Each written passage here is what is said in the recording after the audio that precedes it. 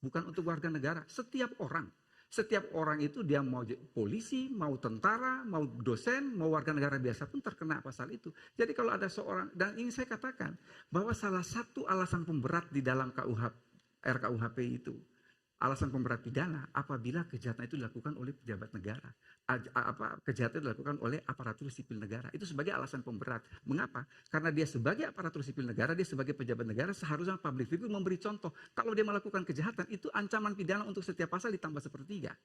Itu untuk membalancing bahwa tidak hanya kepada warga negara biasa saja, tetapi pejabat negara pun kalau melakukan kejahatan, ancaman pidananya diperberat. Nah, ini yang ingin saya katakan bahwa tolong dibaca baik-baik, bukan setiap warga negara, bunyinya adalah setiap orang.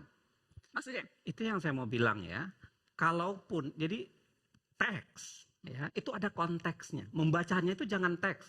Kita jadi fakultas undang-undang kalau membacanya hanya teks gitu.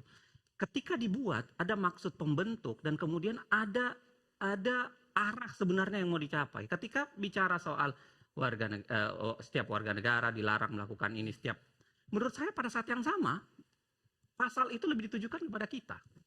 Mana ada kemudian pejabat negara yang misalnya melakukan seperti yang dilakukan oleh Zulkifli Hasan itu akan dipidana? Nggak ada sejarahnya. Bahkan kalau kita bongkar kembali file-file kita soal betapa banyak pejabat negara kita yang menghinakan jabatannya gitu, itu tidak terkena apa-apa dan tidak dilakukan apa-apa gitu.